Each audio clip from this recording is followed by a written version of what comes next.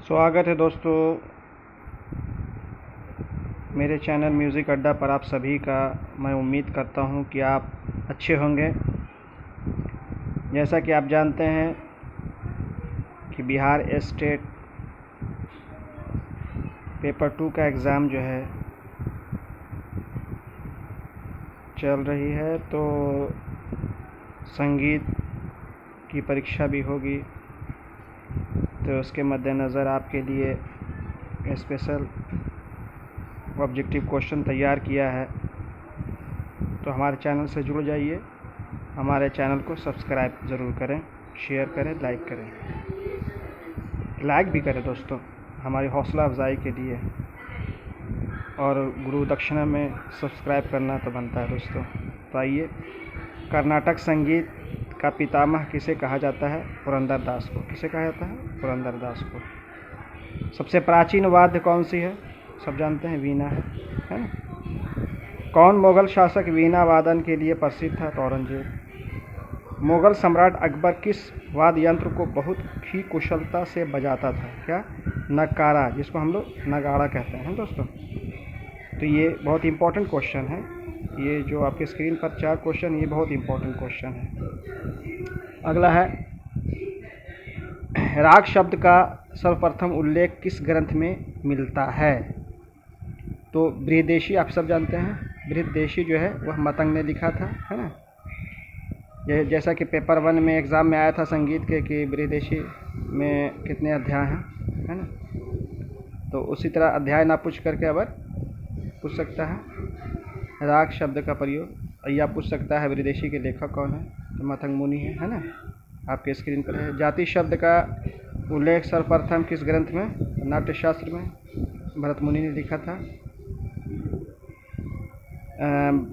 भरत ने जाति के कितने लक्षण बताए हैं, है ना। तो आपके स्क्रीन पर 10 है। शारंगदेव ने संगीत रत्नाकर में जाति के कितने लक्षण बताए हैं? 13 है।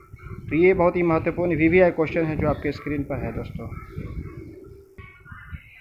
अगला क्वेश्चन है दोस्तों, संगीत उपयोगी मधुर ध्वनि को क्या कहते हैं दोस्तों? नाद कहते हैं।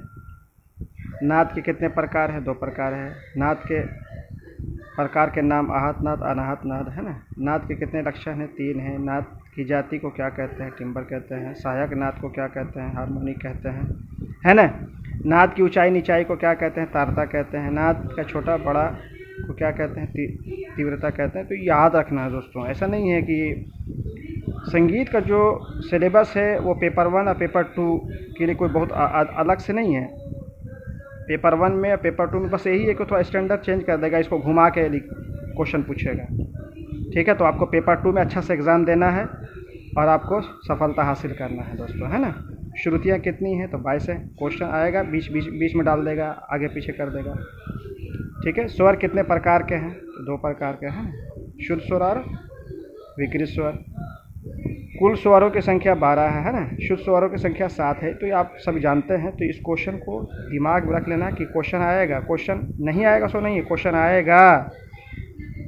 विकृत स्वरों की संख्या पेपर 1 में भी आया था, पेपर 2 में भी आएगा, 5 है। विकृत स्वर कितने हैं? 5 है ना दोस्तों।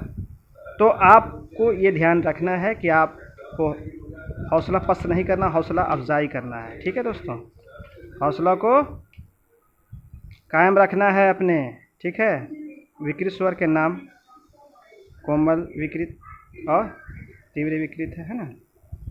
तो ये दिमाग में रखना है कि चल स्वर अचल स्वर भी पूछेगा क्वेश्चन में, ठीक है। तो अचल स्वर देखिए आपके सामने सपा है, चल स्वर रेगा म ध नी है ना।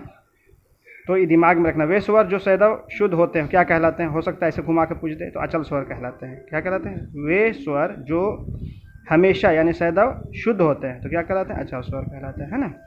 जो स्वर शुद्ध होने के साथ साथ विकृत भी होते हैं वो क्या कहलाते हैं? चल स्वर कहलाते हैं। क्या स्वर? चल स्वर, है ना। सप्तक कितने प्रकार के हैं? क्वेश्चन में आते रहता है। सप्तक सभी जानते हैं, 3 प्रकार के हैं, 3 तरह के सप्तक हैं, मंद्र सप्तक, मध्य सप्तक, तार सप्तक, है दोस्तों। तो इस तरह से आप क्या है ना कि आपको दिमाग में रखना है। ये नहीं है कि खाली बस आप वीडियो देखा और भूल गए, ठीक है। तो आपको ध्यान रखना है दोस्तों। सफलता आपके कदम चूमेगी जब आप पढ़ेंगे तभी, ठीक है। मूर्छनाएँ कितनी हैं? 7 है। 1 ग्राम में कितने स्वर होते हैं? 7 होते हैं ना। ग्राम कौन कौन है? षडज ग्राम है, मध्यम ग्राम है, गंधान ग्राम है ना। ऐसे मगर भरत ने जो है 2 प्रकार के ग्राम ही बताए हैं भरत ने, षडज और मध्यम। तो ये ध्यान रखना है दोस्तों, ठीक है। उसके बाद है हिंदुस्तानी संगीत पद्धति में कितने थाट हैं? 10 हैं। किस थाट में प्रत्येक स्वर शुद्ध होते हैं? बिलावल में। थाट की कितनी विशेषताएं, लक्षण हैं? राग के कितने लक्षण हैं, है ना। तो बस इसको ध्यान से पढ़िए और टेंशन नहीं लेना है ज़्यादा।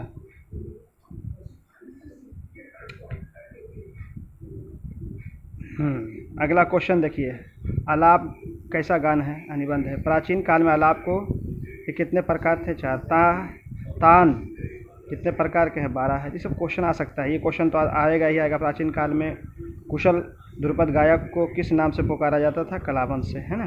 गायन शैलियों को क्या कहते हैं? गीति कहते हैं। तो इस दिमाग में इसको रखना है ना दोस्तों, ऐसा थोड़ी हो कि दिमाग में नहीं रखिएगा।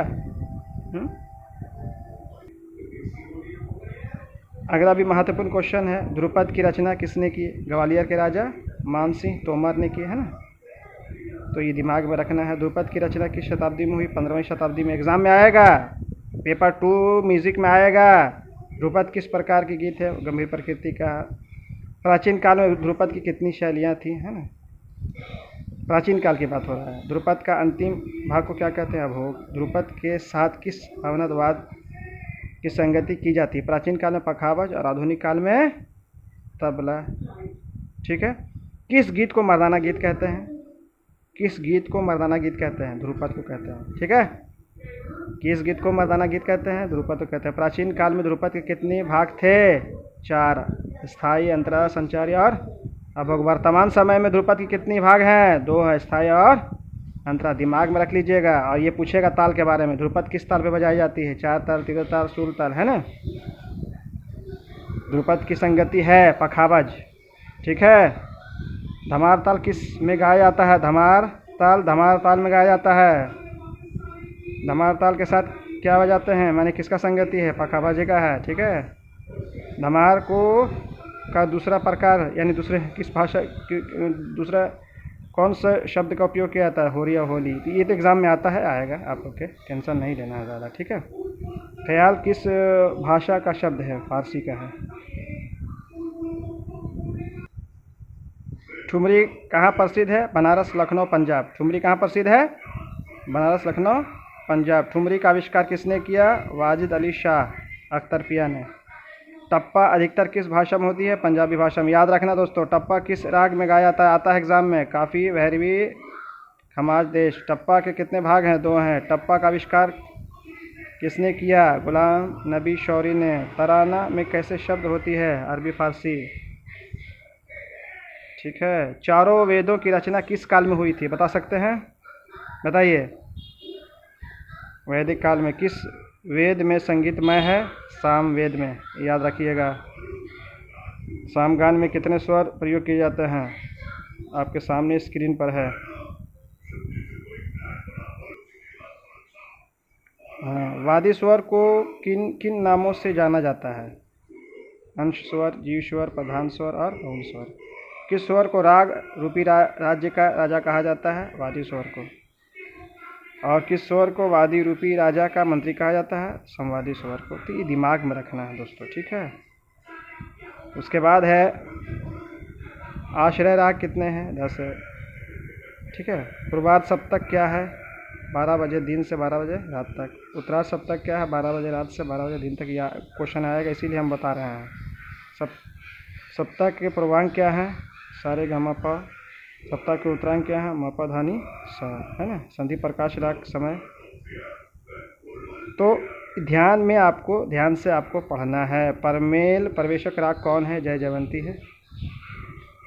किस राग को शुद्ध आश्रय राग कहा जाता है? बिलावल को। तो आपको आज का जो ये वीडियोस है ऑब्जेक्टिव क्वेश्चन के साथ, ये आपको कैसा लगा आप हमारे कमेंट बॉक्स में ज़रूर लिखें। मेरे चैनल को सब्सक्राइब करना ना भूलें और अपना खूब ख्याल रखें। मुझे दे इजाज़त। जय हिंद, जय भारत दोस्तों।